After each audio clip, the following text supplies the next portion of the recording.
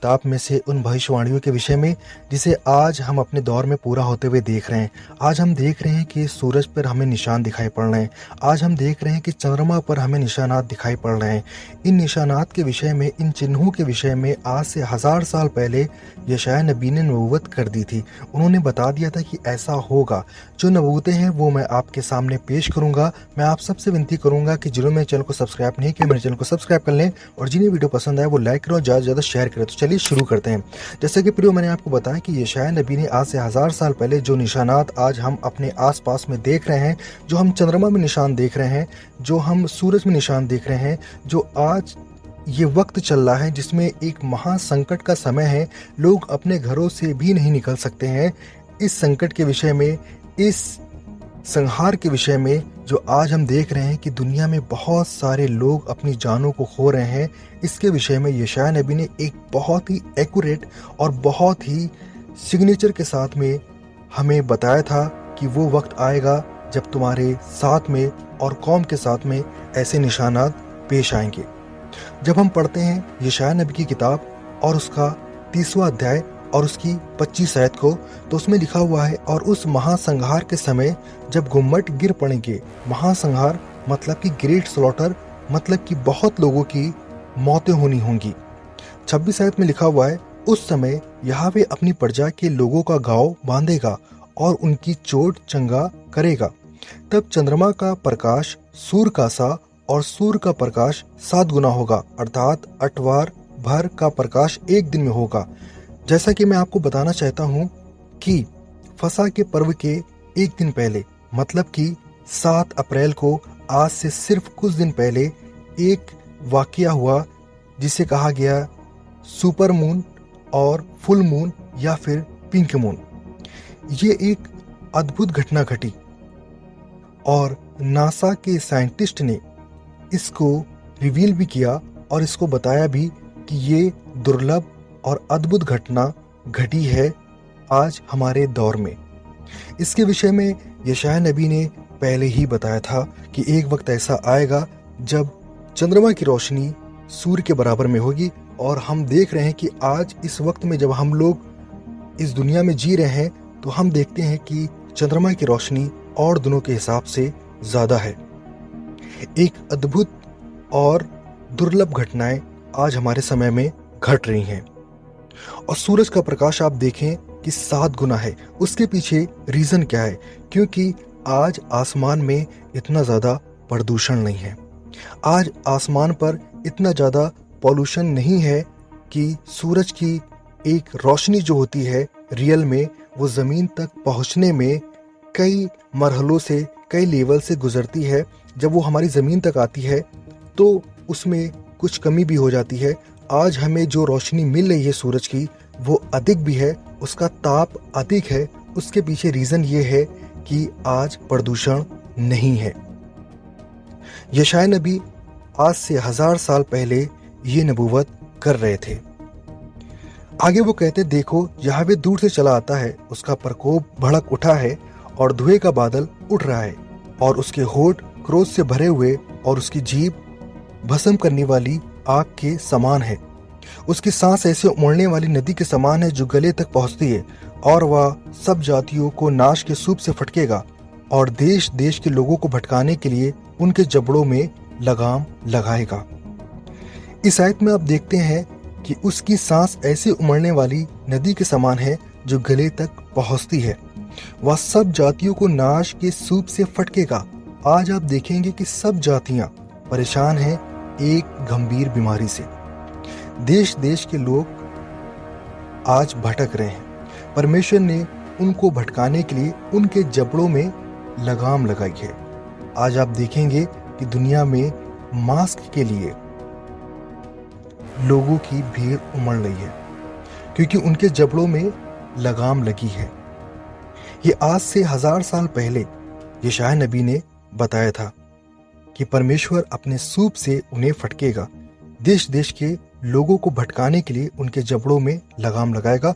और आज हम देख रहे हैं एक गंभीर बीमारी से ये दुनिया लड़ रही है, जिसके लिए उन्हें मास्क की बहुत ज़्यादा आवश्यकता है। फिर इसके बाद में हम 29 आयत को पढ़ते हैं तो उसमें लिखा हुआ है, तब तुम पवित्र पर्व की रात का सा गीत गाओगे। आप इस आयत में देखें कि यशायाह नबी जब चंद्रमा और सूर्य में निशानात की बात बता रहे हैं तो उस ही चैप्टर में, उसी अध्याय में आगे बढ़कर वो ये भी कहते हैं कि पवित्र पर्व की रात का सा गीत गाओगे।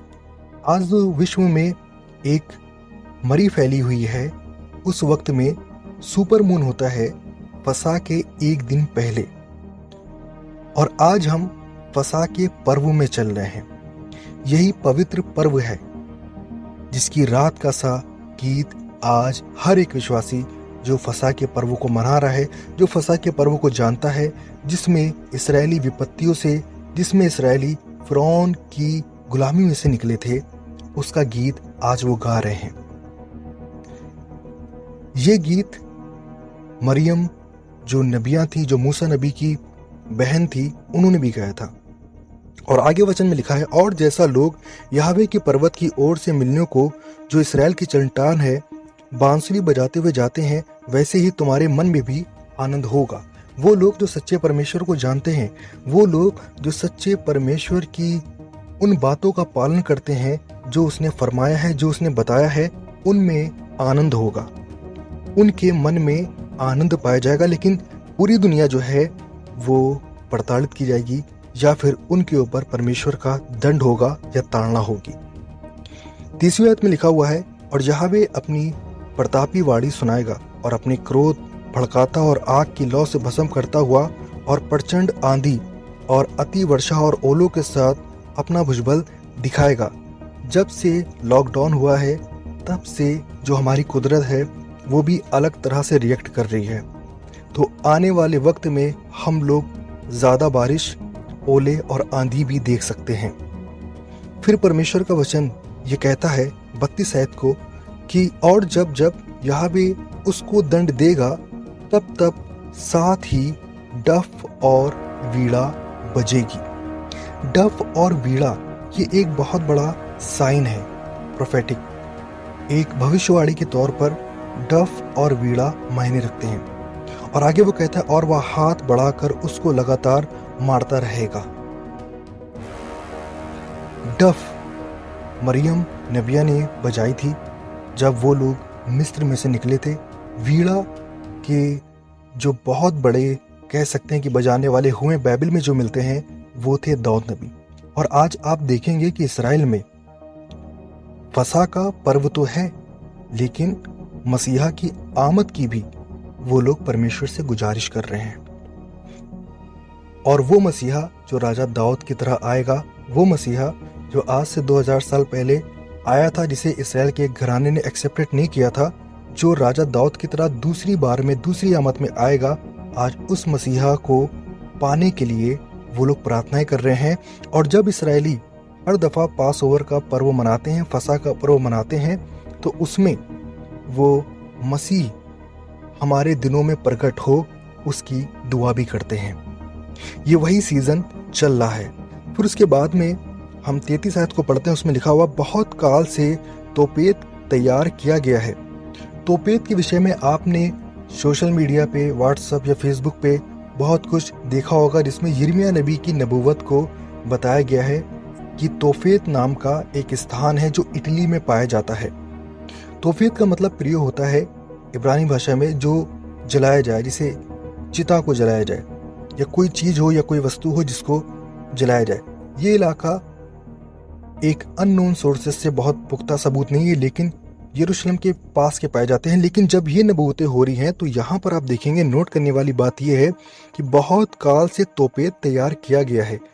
तो ये स्थान की बात नहीं हो रही है, ये एक कह सकते हैं कि विपत्ति की बात हो रही है, जिसमें बहुत सारे लोग जलाए जाएंगे। और आगे ही लिखा हुआ है, वह राजा की लिए ठहराया गया है, वह लंबा चौड़ा और गहरा भी बनाया गया है।